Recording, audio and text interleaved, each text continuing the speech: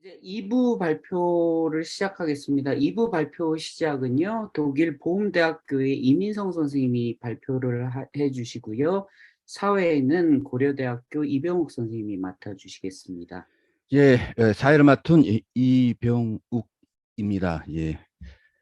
저희가 총 네 개 주제인데 그 네 개 주제 가운데 두 개가 인도고 뭐 그리고 하나가 티벳이고 또 하나가 이제 동아시아 불교인데요. 언뜻 저기 참여하신 분들 몇 면을 보니까 제가 이렇게 이름은 알고 있는 분 중에 동아시아 불교 전공자는 상당히 드뭅니다. 그래서 좀 발표를 잘 들으시고 꼭 질문을 좀 남겨 주셨으면 좋겠습니다. 예, 발표하실 분은요, 그 독일 보훔대학교에서 박사를 마치신 이민성 선생님이십니다. 주제는 교기의 오성각별성과 교판 등에 대한 원효의 비판이 되겠습니다. 예, 선생님 발표 부탁드립니다. 예, 안녕하십니까. 제3 발표를 맡게 된 이민성입니다. 먼저 제게 발표 기회를 주신 선생님들께 감사의 말씀을 드립니다. 저는 규기의 오성각별설과 교판 등에 대한 원효의 비판이라는 주제로 발표를 준비했는데요. 그럼 시작하도록 하겠습니다. PPT와 함께 발표문을 읽으면서 진행하도록 하겠습니다.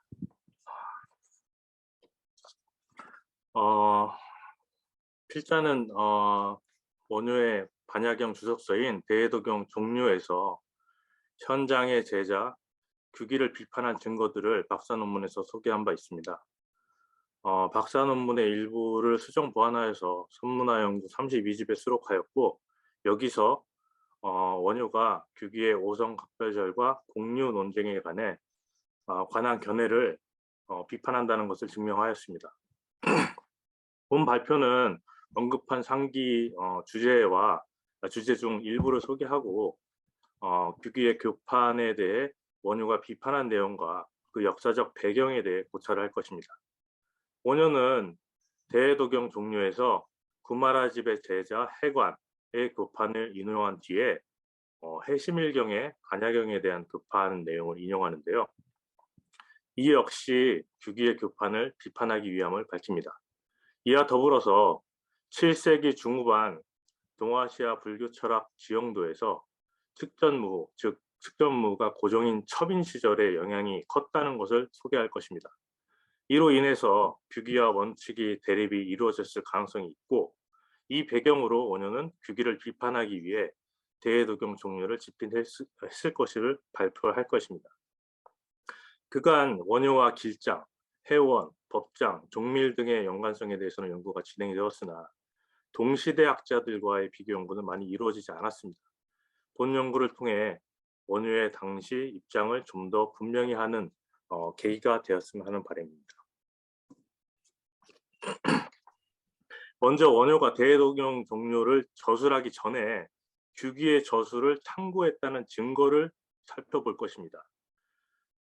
대해도경 종류 두 번째 경종 섹션에서 원효는 삼종반야 중에 실상반야에 대한 설명을 열애장과 병치시키면서 결론을 내립니다. 발표문 표 1에는 자세히 기술되어 있는데요. 표 PPT에는 짧게만 요약했습니다. 원효의 이 해석은 규기의 대반야 바라밀다경 반야 이측은 술찬에 기초하고 있음을 알 수 있습니다. 현장력 이치분을 인용하여 실상반야에 대해 논한 문헌은 원효 시대 이전에 규기와 원효 이 두 텍스트 이외에는 찾아볼 수가 없습니다. 물론 원효가 현장력 원문에서 직접 인용한 것이라고 반박할 수도 있지만 이 치분에서 실상반야에 대한 설명은 찾아볼 수가 없습니다. 규기가 열애장을 직접 언급하지는 않지만 그의 첫 문장에서 평등 법성과 반야에 관해 논한 것을 보면 원효가 언급하는 혹자가 규기임을 유추할 수 있습니다. 또한 규기와 원효는 개선사업이라는 특이한 어플을 사용하는데요.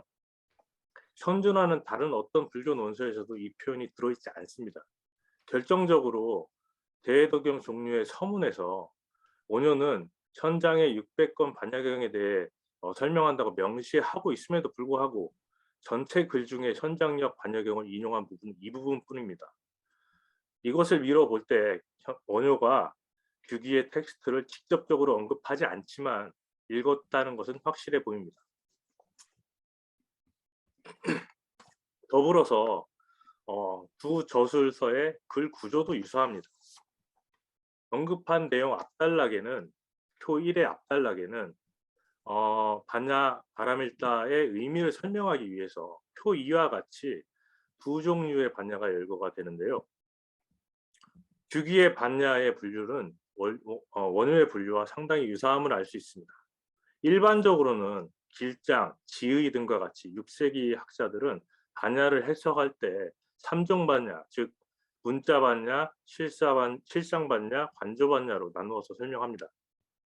원효도 3종 반야를 언급하지만 2종 반야 그리고 이 두 반야를 합쳐서 2종 함경 반야로 경종 섹션을 구성하고 있는데요. 이는 결국 규기의 주장과 같다는 것을 알 수 있습니다. 즉 원효가 규기의 주장에 영향을 받았거나 아니면 대응하기 위해서 이렇게 썼다고 보는 것이 합리적입니다. 규기의 텍스트가 이 치분의 내용을 인용해 실상 반야를 설명하는 첫 번째 텍스트임을 고려하면 이 역시 원효가 규기의 텍스트를 참조한 증거가 될 수 있을 것입니다. 그리고 대도중 종류의 구조적 분석을 통해서 원효가 규기를 비판한 것을 살펴보겠습니다. 자세한 부분은 생략하고요. 네 번째, 다섯 번째 부분만 보자면 이 문단에서 원효는 겉으로 보기에는 반야를 설명하는 것 같지만 규기의 종성 해석이 자가당착에 빠진다며 비판했을 가능성이 매우 큽니다. 잘 알려져 있듯 규기는 붓다가 될 수 없는 중생의 존재를 인정합니다. 즉 오성각별설을 주장하면서 어떻게 평등 법성을 동시에 설할 수 있는지에 대한 오류를 원효는 규기에게 역설적으로 지적하고 있는 것입니다. 이 문단 뒤에는 이 치분의 인용문을 한 문장씩 다시 한번 설명하는 내용을 따르고 있는데요. 실상반야를 설명한다고 보기에는 내용 구조적으로 다소 어색합니다. 또한 인용된 규기의 주장을 뒷받침하기 위해 모두 불성을 지니고 있다는 열애장 관련 보성론 및 진제 논서들을 인용하는데 이전 문단과 다르게 의도적으로 현장계 역서나 저술서는 언급하지 않습니다. 진제가 소위 구의식을 대표하는 학자인 사실과 규기가 신유식을 대표하는 학자인 사실을 고려한다면 원효는 규기의 오류를 간접적으로 비판하는 것으로 보아야 이 문단에 대한 이해가 가능합니다. 다음으로 규기의 교판에 대한 비판에 대해서 소개하겠습니다. 대도경 종류 제5장인 판교 부분에서는요. 구마라 집의 제자 해간의 교판과 현장의 제자 규기의 교판이 소개가 됩니다.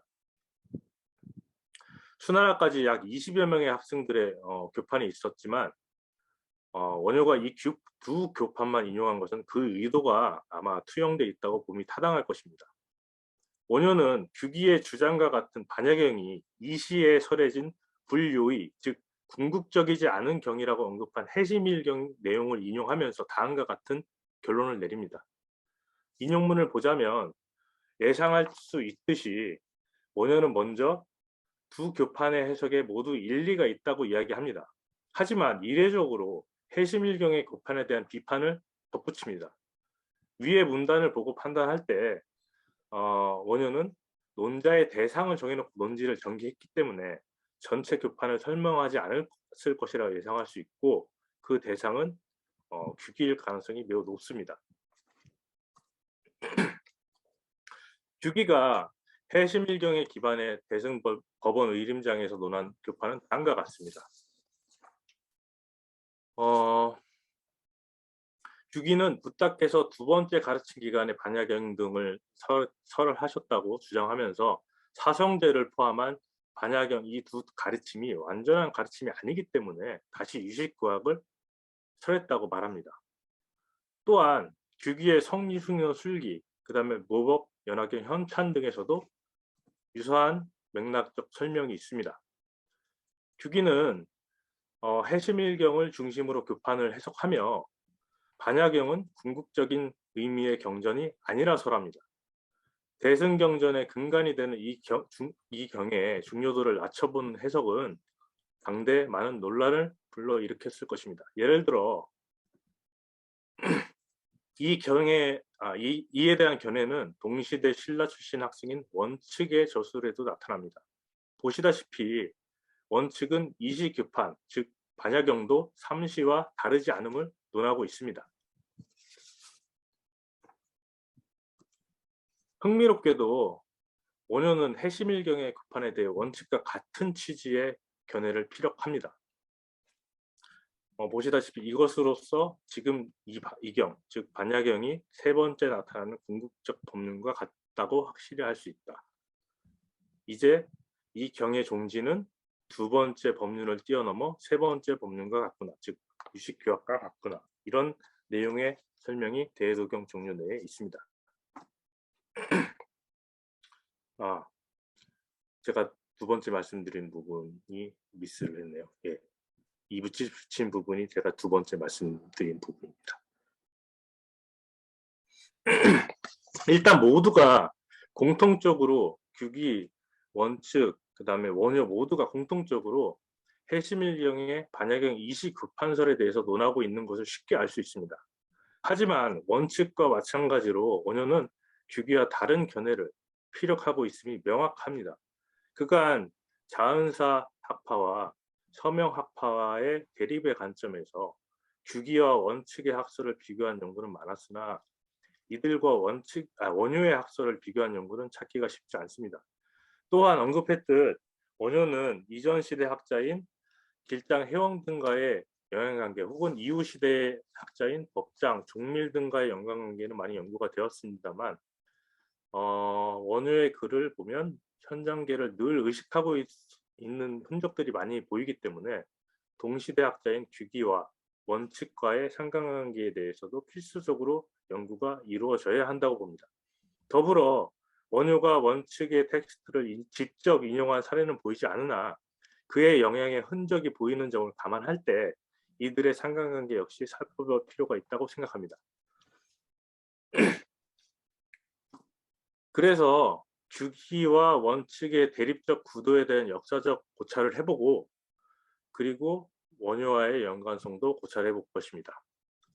원효에 대한 대부분의 서사는 645년 현장의 귀국 후에 이루어진 것이 자명합니다. 당태종의 지원으로 이루어진 역경 사업부터 원효가 2차 유학 시도와 깨달음의 설화, 그리고 원칙과 규기의 대립, 그리고 원칙의 현장 강의 도청설, 그리고 그들의 제자 도준과 해소의 대립, 또한 의상이 계획을 변경해서 화엄학으로 유식을 간접, 또한 신유식 세력의 몰락과 화엄 세력, 법장 세력의 흥기 등 모두 원효와 직간접적으로 연관된 일로 유추할 법한 사건들입니다.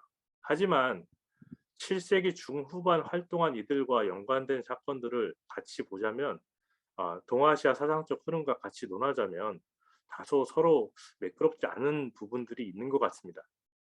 단순히 교리적 해석 차이에 있어서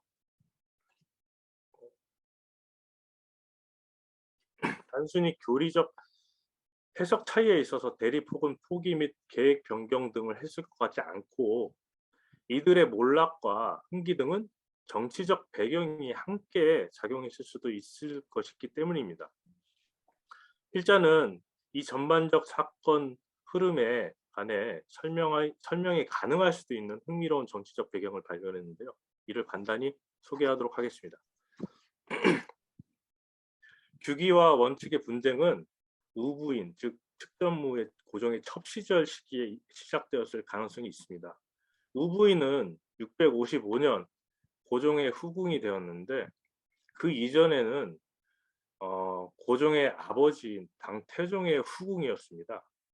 한편 규기가 주석한 자은사는 태종의 문덕항우의 넋을 기리기 위해 지은 사찰이고 원칙이 대덕으로 초빙되어 주석한 서명사는 우부인의 아들 이홍의 병을 호전시키기 위해 658년에 지은 사찰입니다. 그러므로 우부인이 자신의 과거, 즉 태종의 첩시절인 과거가 자연스럽게 드러나는 자은사 내지는 현장계의 학생들을 배척 내지 영향력을 축소시키려 했을 가능성이 있다라는 것입니다. 실제 659년 현장은 도시에서 떨어진 옥하궁으로 거주지를 옮겨서 말년에 반야경 번역을 하였고, 이 번역이 끝나고 고종의 명에 의해 664년에 현장의 번역 사업은 막을 내립니다. 이후에 규계의 기록은 찾기가 어렵고,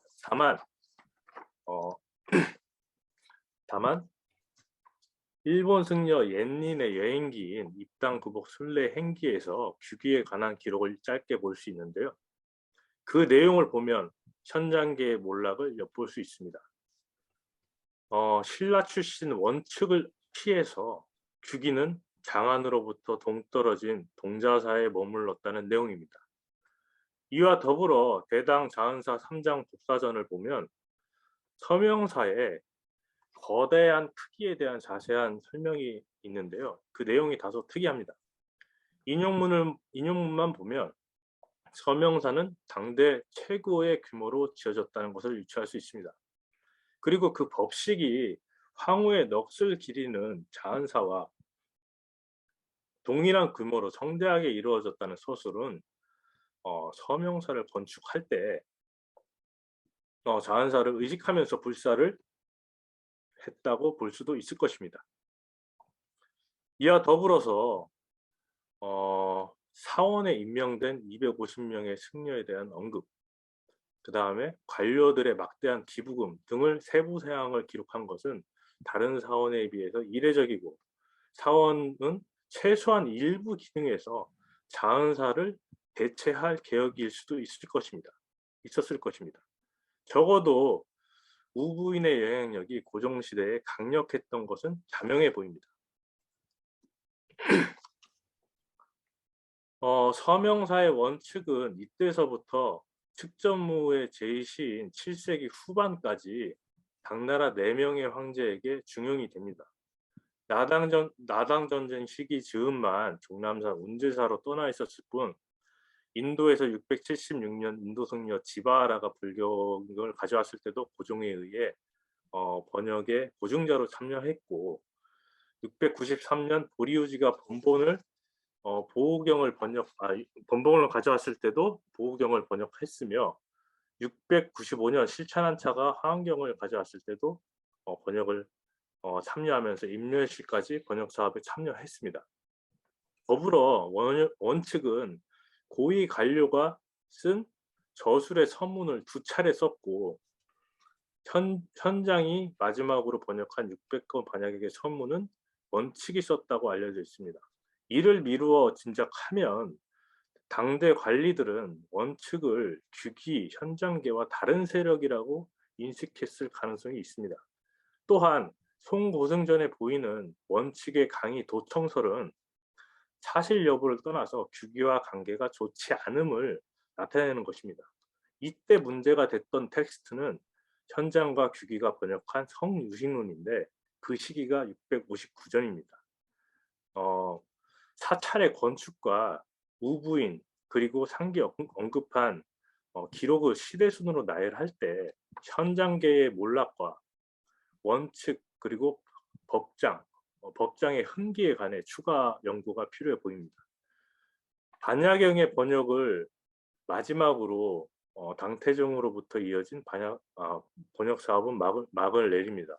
그리고 수나라 핏줄이었던 우부인은, 그 측전무는 세외 세력이었던 외국인 원칙과 화엄하게 법장 등을 새롭게 중용한 것으로 보입니다. 그리고 이 반야경에 대한 해설서인 원효의 대도경 종료는 이 역사적 배경이 스며들었다고 볼 수 있습니다. 우부인이 불교에 미친 영향에 대한 가정이 맞다면 챕터 서두에 언급한 7세기 중후반 사건들에 대해 좀 더 명확한 유추가 가능하지 않을까 싶습니다. 원효는 오성 각별전 등 호법의 주장에만 치중한 규기의 주장에 반대하면서 현장도 말년에 변했다 이렇게 생각하면서 현장에게 유학을 가지 않았을 수 있을 것 같습니다. 의상은 원효와 같이 2차 도당을 했지만 계획했던 바와 달리 현장에게 가지 않고 화엄학 지엄에게 유학을 갔을 것인데 이는 현장의 쇠락과 관련이 되어 있을 가능성이 있습니다. 7세기 신라불교는 호법의 영향이 크지 않은데 이는 아마 규기가 호법의 견해에만 치중을 했기 때문에 원효의 영향이 컸지 않았나 이렇게 유추를 합니다. 규기와 원칙 그리고 그 제자들 간의 대립은 정치적 갈등 관계로 해석할 수도 있을 것이고 신유식의 몰락과 더불어 화엄 세력의 등장으로 중국 불교는 새로운 전기를 마련했을 것이란 생각입니다. 법장이 자신의 저술에 대해서 상의하고자 의상에게 보낸 편지는 당시 당나라 불교계가 신라 승려에게 일정 부분 의지하고 있었음을 유추할 수 있으며 그래서 법장의 기신론에 대한 이해는 원효의 영향을 받았을 수도 있습니다. 그리고 진강까지 원효의 영향이 이어질 수 있음을 유추할 수 있습니다. 7세기 중후반 동아시아 불교는 신라 불교를 제외하면 설명되지 않은 부분이 있는 것 같고요. 필자는 이 부분에 대해서 후속 논문을 계속 준비 중에 있습니다. 이상 발표를 마치겠습니다. 감사합니다. 예.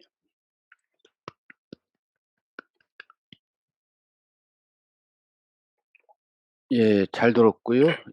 그 선생님 발표문은 이게 어떤 정리된 어떤 논중이라기보다는 자신의 생각을 좀 많이 이렇게 소개하는 쪽으로 서술했다는 인상이 드는데 그거는 맞는 내용이죠?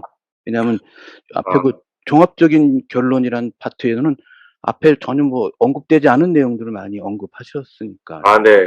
물론 사실은 이제 발표문을 정리하다가 제 박사 논문의 취지는 대도경 종료는 철저히 규기를 비판하기 위해서 쓰여졌다는 그 취지하에 그걸 증명한 논문입니다. 예. 그래서 오성 각별설에서 부분은 규기의 내용을 충분히 참조를 했다는 부분을 증명했고 거기에 대한 비판에 대한 사실을 증명한 그것은 명확하다고 봅니다. 제 생각에는. 그리고 교판적인 부분에서도 충분히 비판한 사실이 전달이 잘 되었다고 보고요. 그리고 여기 본 논문에서는 언급하지 않았지만 성유신론에서 언급하고 있는 4분설, 유식학의 4분설과 그 다음에 공유 논쟁에 대해서도 규기에 대한 견해에 대해서 원효가 비판하고 있다는 사실을 박사 논문에서 이제 소상히 이제 밝혔는데요. 이제 여기서 정리를 하다 보니까 우선 각별설과 교판 부분에 대해서만 이제 짧게 언급한 이유는 4분설과 공유 논쟁에 대해서 언급하자면은 너무 발표문이 길어지더라고요. 그래서 제가 좀 부족한 부분도 있고 그래서 역사적 사실 부분을 나중에 이제 중점적으로 이제 보셨는지 추정 부분이 많다고 하셨는데 제 생각에는 급한 부분과 오성각별절 부분은 충분히 규기를 비판하기 위해서 그렇게 대외적인 종류가 쓰여졌다는 것은 전달이 된 것 같습니다. 예, 그러니까 앞에 1장, 2장이라고 부르는 내용은 전문적인 논증 부분이 있었지만 네. 3장 부분은 자신의 아이디어를 좀 던져놓은 네, 맞습니다. 이 부분은 사실은 제가 추가 연구적인 부분이고요. 그리고 올해나 아니면 내년 초쯤에 추가 논문을 발표한 계획이라서 소개하는 부분에 머물렀습니다. 예. 저는 이 논문에 대해서 뭐 비판적인 견해를 낼 수도 있고 긍정적인 시각을 뭐 던질 수도 있는데 저는 이제 긍정적인 시각으로 먼저 말씀을 드리면 조금 뭐 사상사의 시각을 좀 보여주시려고 노력을 하신 것 같아요. 그래서 단순히 어떤 철학적인 차이가 중요한 게 아니라 그런 철학적인 차이라고 하는 것이 결국은 정치적인 입장이라든가 이런 것과 연결되어 있을 개연성에 대해서 좀 더 이렇게 그런 가능성을 열어 보이려고 노력했구나라는 것을 읽을 수가 있었고요. 그런 지점에서 앞에 인도 불교하고 또 다른 측면이 인도 불교에서는 불교와 역사의 연결고리를 우리가 연구하기가 좀 어렵지만 적어도 동아시아 불교는 사료가 많고 그래서 불교 사상과 그리고 그 어떤 역사적 사건과의 연결고리를 우리가 추론할 수 있고요. 그 추론하는 방법론을 저희가 사상사라고 통상 부르거나 뭐 그게 좀 이상하면 어떤 종합적인 어떤 접근이라고 할 수 있고 또 종합적인 접근은 그만큼 주변 사료도 읽어야 되고 철학도 공부를 해야 돼서 정말 어려운 내용이고 웬만하면 건들지 않는 게 건강에 좋죠. 예, 아무튼 그런 걸 건드려 주시고 근데 사상사에 있어서도 저희가 사상사를 이제 역사학계, 한국사 쪽에서 주도하는데 그런 쪽에서 하는 것하고는 다른 뉘앙스나 느낌의 사상사 접근을 좀 해 주셔서 의외로 이 논문이 시사하는 바는 꽤 클 것 같다 하는 생각을 개인적으로 좀 했습니다. 혹시 뭐 질문 올라온 게 있나요? 예. 어디 저한테는 뭐 전혀 안 보이니까 좀 있으면 좀 좀 알려 주십시오. 여기서는 안 보입니다. 예. 그러면 인제 저는 인제 이 논문이 가지고 있는 장점이라고 생각하고 저희가 이제 뭐랄까 한국 불교사 뭐 중국 불교사를 연구할 때 이제 너무 관념 중심이나 사상 중심이 아닌 좀 더 입체적인 관점으로 바라볼 필요가 있다. 그래서 맨 뒤에 여러 가지 사실을 써 주신 거 그런 것들이 앞으로 인제 연구해 네. 볼 뭐 그건 어떤 주제다. 뭐 이렇게 말씀하신 것 같고요. 그런 점에서 상당히 좀 시사하는 바가 있다라고 생각을 했습니다. 그다음에 그러면 저는 인제 여기서 또 제가 이제 철학의 관점에서 제가 쪼끔 더 배웠다 하는 점을 좀 말씀을 드리면 이제 공유해서 글을 공유 한번 공유 좀 해 주실래요? 아, 예. 잠시만요. 기다려 주십시오. 거기에 보시면 원효하고 원축이 교판론에서 비슷한 시각을 보여주고 있다는 부분을 좀 보여 주십시오. 네. 원효와 원칙이 교판론에서 좀 비슷한 시각이 있다라고 이제 네. 보여주신 게 먼저 원칙 부분을 예. 띄웠습니다. 그러니까 인제 이거는 이런 거죠. 지금 쪼끔 부연 설명을 하면 해심리경에 근거하는 한 반야경은 제2시입니다. 제1시, 2시, 3시로 구분하니까 이 시로 구분해서 아무래도 요의의 경전이 아닌 불요의 경전이라고 평가하는 게 법상종의 일반적인 견해인데 근데 법상종의 승려로서 원칙은 거기와 좀 다른 뉘앙스의 주장을 했다. 이게 지금 제시하신 인용문이고요. 그리고 원효 그다음에 또 원효 봐 주십시오. 원효의 교판론에서도 이제 원칙과 같은 취지의 견해를 피력하면서 여기서는 좀 더 분명하게 반야경이 제2시라고 하는 견해는 옳지 못하다라고 말하고 있기 때문에 이 점에서 원효와 원칙이 교판론을 보는 데 있어서 상통되는 그 무엇이 있다라는 견해를 밝혀 주셨어요. 저는 이 기존에 잘 몰랐던 거고 좀 예. 그런 점에서 상당히 시사하는 바가 있었습니다. 예. 질문이 올라왔나 보죠? 예예예. 그런데요. 예. 그러면 이제 뭐 자꾸 인제 질문을 하라 그러네요. 그래서 인제 이제 좀 질문을 좀 하자면 너무 작은 얘기가 될 것 같아서 질문이 큰 의미가 없어서 그래요. 그 앞쪽으로 좀 가서 이종 반야를 합쳐 준 거를 좀 봐 주십시오. 네. 대도경 종료와 요 표도 상당히 의미 있는 표 같아요. 왜냐하면 3종 반야에서 실상 반야, 관조 반야, 그래서 이 둘을 합쳐서 반야를 본다는 게 대해독용 종료에서 굉장히 중요한 원효의 입장인데, 이 입장이 여기에 이 종을 합한다라고 해서 실상 반야, 관조 반야라고 말하고 있는 요 점도 쉽게 찾아내기 어려운 건데, 또 나름 이렇게 고민을 하셔서, 그래서 뭔가 이게 규기와 원효가 서로 공통점이 있다는 지적 또한 굉장히 재미있게 봤습니다. 그런데 이제 제가 여기서 선생님이 제일 첫 번째라고 강조하시는 주장에 대해서 조금 견해를 달리하는 부분이 있어서 제가 몰라서 첫 번째 좀 열어주시겠어요? 첫 번째 논중이라고 하는 것. 이 예, 부분 맞습니까? 예, 그렇죠. 예, 예. 여기에 뒤에 쭉 그거 뒷페이지 가시면 네, 바로 예. 뒷페이지는 그거예요? 예. 그러면 앞으로 가 주십시오. 그럼. 여기에서 이제 논중을 보게 되면 여기 많은 말씀을 하시고는 있는데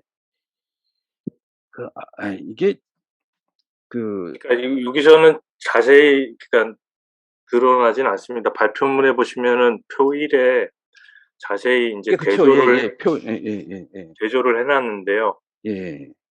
이제 그거를 이제 보게 되면 네, 이게 원효가 규기를 비판한 건 팩트죠. 네, 팩트인데 그게 규기를 비판하기 위해서 그 전체 실상 반야가 소술되었느냐?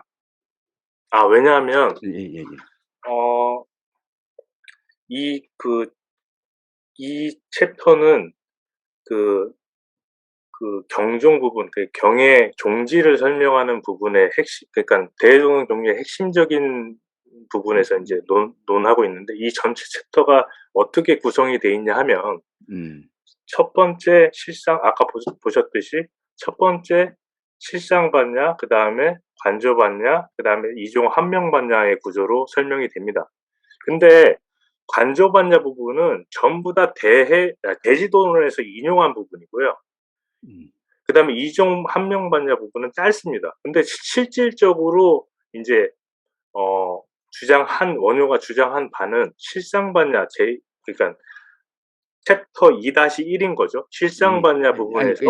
제가 질문을 드릴게요. 예, 죄송합니다. 예. 그래서 전반적인 내용을 볼 때 선생님하고 입장을 달리하는 바가 뭐냐면 그 내용을 규기를 비판하기 위해서 저술을 했다기보다는 그 내용 실상 반야를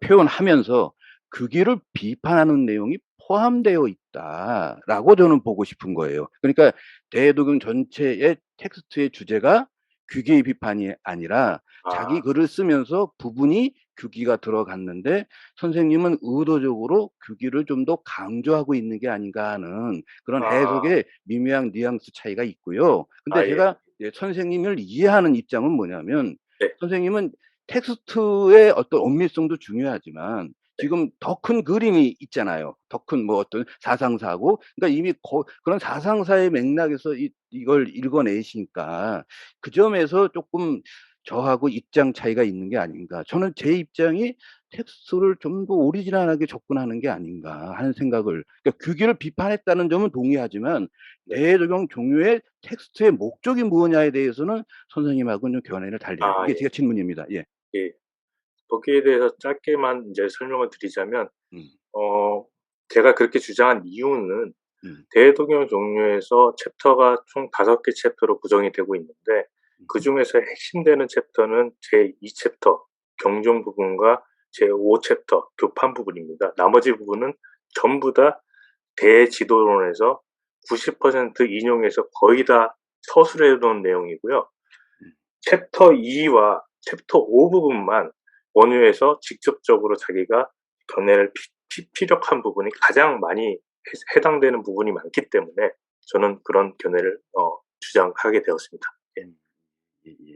그 부분이 제일 견해차가 졌던 대목이고요. 그 다음에 또 이제 선생님하고의 또 이건 중요한 논쟁은 아닌데 제가 앞에 말씀드렸을 때 원효와 원칙이 교판론에서 그러니까 반야경을 제2시로 보는 데에 대해서 제2법륜으로 보는 데에 대해서 함께 반대하는 점에서 공통점이 있다라고 하는 점은 동의한다고 했잖아요. 근데 그 네네. 문제는 그러면 원효와 원칙의 유식설이 비슷할 거냐? 만약에 그렇다면 그렇게 보면 예. 그런 문제가 있죠. 원칙은 구식설을 비판했죠. 예. 진제. 예, 근데 예. 원효는 금강산매경론에서 보면 제9식 아마라식을 인정하고 있기 때문에 예. 유식에 있어서 가장 중요한 견해차가 지고 있고, 그래서 이제 혹자에 따르면 원효는 구유식, 그러니까 선론종을 계승하고 있다는 주장까지 있기 때문에 그런 지점에서 부분의 동일점이 전체의 동일점으로까지 말할 수 있겠나? 뭐 선생님 저 발표문에 지금 그런 건 없습니다만은. 갑자기 드는 생각인데요. 선생님께서 아주 중요한 지적을 해주셔 가지고 예, 갑자기 드는 생각인데 예, 실제로 이상하게도 대동형 종류에서는 식에 대한 내용은 하나도 언급되지 않습니다. 이상하게도 공유 논쟁까지도 삼성설도 인용이 되고 사분설도 인용이 되고 유식학설이 다 인용이 되지만 식설에 대해서는 유독 한 번도 거론이 되지 않거든요. 아마 이것은 제가 생각했을 때 원효 저술 연대에 유추할 때 하나의 소스가 되지 않을까라는 생각이 갑자기 가지게 되었습니다. 감사합니다. 아니, 플러스, 그러니까 네. 원효와 원칙이 유식설에 있어서도 견해 차이가 좀 있는 거 아닌가. 네네네. 그런 차이점도. 네. 그래서 교판론에서 공통점이 어떤 의미에선 크게 어떤 작동하지 않을, 의미가 작동되지 않을 개연성도 우리가 인정해야 되는 거 아닌가. 왜냐하면 제일 좋은 게 원효에서의 어떤 유식설이 제일 중요하잖아요. 구식설, 파식설 이런 건데 이 지점이 다르면 교판론에서의 어떤 동일점이라고 하는 거는 요식에서 볼 때 그 의미 비중이 작기 때문에 그 지점에서 어떤 큰 역할을 못하는 거 아닌가 하는 근데 생각을. 제가 생각했을 때는 일반적인 6세기 이런 아까도 언급했지만 수나라까지 20명의 교판을 언급한 학생들이 있었는데 교판을 언급할 때는 보통 선생님께서 너무나 잘 아시겠지만 보통 전체의 경전에 대해서 계위를 나뉘면서 설명을 하지만 원효의 교판은 유독 반야경 하나만 가지고 논을 하고 있다는 것이죠. 그래서 그것은 교판 챕터라고 분명히 명시를 하고 있음에도 그렇게 얘기하는 것은 제가 생각했을 때는 대상이 정해져 있고 거기에 대한 대상의 언급을 하는 것이다라고 하는 가정하에 그렇게 했습니다. 예, 자, 1분 남았는데 질문이 하나 올라왔습니다. 예, 네네. 하나 읽어드릴게요. 원효가 원칙을 직접 인용 혹은 언급하는 경우가 있습니까? 원효가 원칙을 알 수 있었다는 근거가 무엇인지 궁금합니다. 지금 이렇게 발표는 안 하셨지만 아무튼 질문을 하셨네요. 예. 네네네. 예. 제가 언급했듯이 원효가 원칙을 직접적으로 언급하거나 인용한 텍스트는 없습니다. 제가 알기로서는. 그래서 그렇지만 실상반야의 대도경 종류를 보다 보니까 어떤 특이한 점이 발견이 됐냐 하면 반야와 그 다음에 이제와 그 다음에 삼성설을 같이 세 개를 같이 묶어가지고 설명하는 학자는 원칙하고 원효밖에 없지 않았나라고 하는 지금까지의 결론이었는데 그래서 그렇게 주장을 한 거였는데요. 예, 그 이외에 지적하셨듯이 직접적으로 언급된 텍스트는 없습니다. 하지만 보셨듯이 규기를 비판한 것이 명확하므로 당대 시대는 이렇게 같이 동시대로서 같이 묶어서 당연히 생각해야 되지 않나라는 전제하에 이렇게 말씀을 드린 것입니다. 예, 그게 그러니까 사상사적인 문제의식이 좀 강했다. 이렇게 좀 네. 저는 이제 판단이 되고요. 저희가 시간이 다 됐습니다. 예. 다 됐고요. 예. 저희 그 세 번째 발표를 마칠 시간이 됐습니다. 그래서 제가 다시 말씀드리듯이 요 세 번째 발표는 저희 한국 어떤 불교 연구하는 데 있어서 사상가 또는 그 역사 쪽이 분리되어 있는데 선생님의 발표는 그것들의 괴리를 일정 부분 메워줄 수 있는 그런 연구 패턴의 논문으로 판단이 됩니다. 앞으로 더 열심히 연구해 주십시오. 감사합니다, 선생님. 예.